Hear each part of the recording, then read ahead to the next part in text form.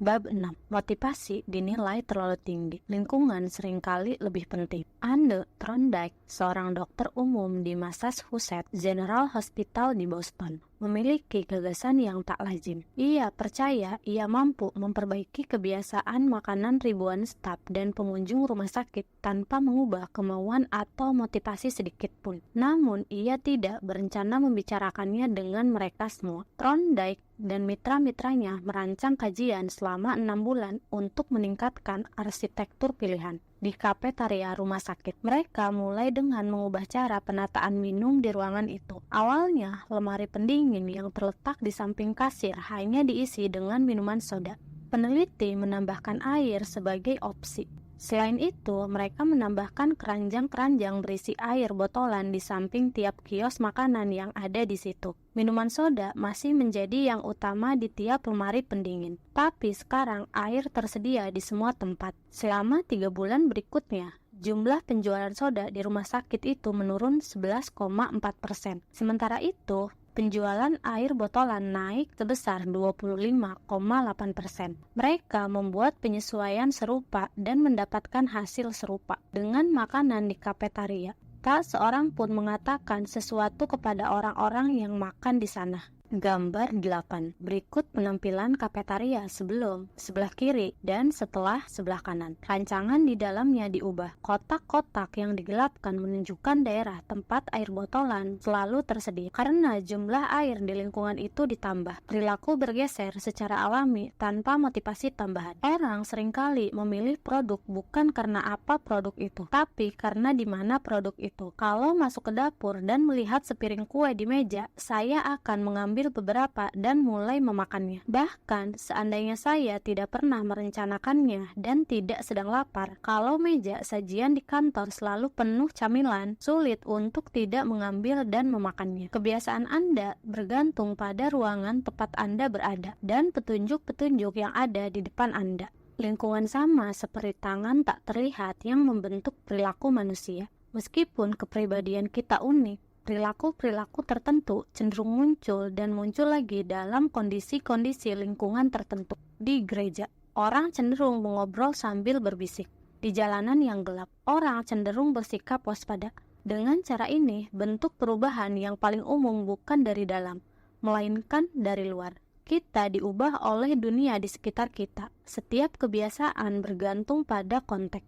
Pada 1936, psikolog Ruth Lewin menulis persamaan sederhana yang menjadikan pernyataan ini dahsyat. Perilaku behavior adalah fungsi orang atau person di lingkungan environment mereka atau B equal F dalam kurung P, E. Tidak perlu waktu lama untuk membuat persamaan Lewin ini diuji dalam bidang bisnis.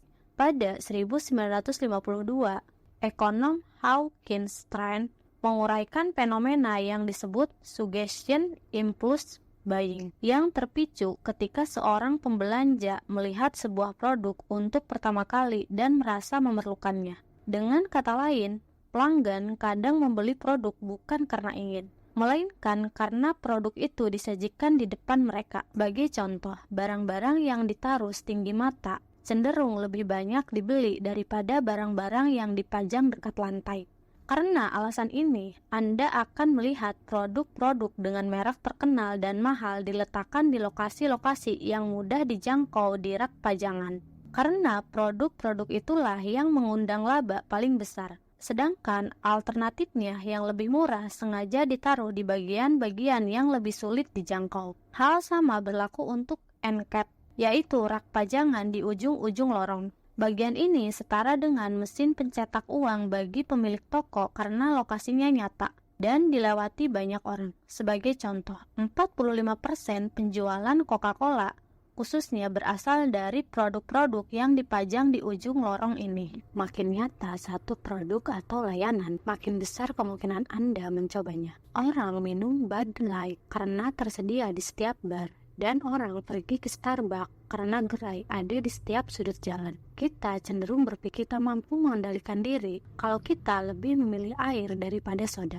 Kita mengandaikan itu karena kita menginginkan. Namun, sesungguhnya banyak aksi yang kita lakukan tiap hari dibentuk bukan oleh dorongan dan pilihan sadar, melainkan oleh pilihan yang paling terlihat. Setiap makhluk mempunyai metodenya sendiri untuk merasakan dan memahami dunia. Elang memiliki penglihatan jarak jauh yang luar biasa. Ular mampu mengendus dengan mencicipi udara lewat lidah mereka yang sangat peka. Hiu mampu mendeteksi listrik dan getaran kecil dalam air yang disebabkan oleh ikan terdekat. Bahkan bakteri mempunyai reseptor kemo, sel-sel sensori sangat kecil yang memungkinkan mereka mendeteksi bahan kimia beracun di lingkungan mereka. Pada manusia, indera diarahkan oleh sistem saraf sensoris. Kita merasakan dunia melalui penglihatan, bunyi, bau, sentuhan, dan pengecapan. Namun, kita juga memiliki cara-cara lain untuk merasakan rangsangan. Ada yang secara sadar, tapi banyak yang di luar kesadaran. Sebagai contoh,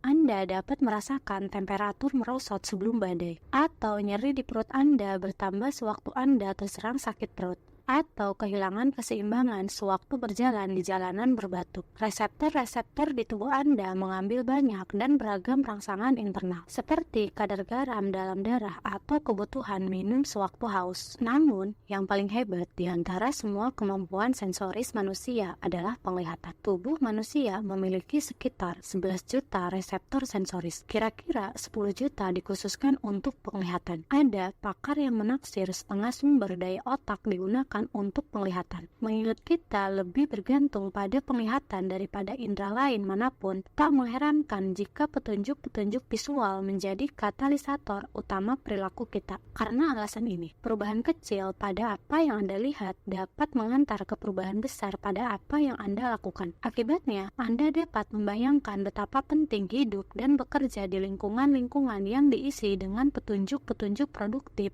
dan tidak memiliki petunjuk-petunjuk yang tidak produktif. Untungnya, ada kabar baik. Anda tidak harus menjadi korban lingkungan Anda. Anda juga bisa menjadi arsitek untuk lingkungan Anda.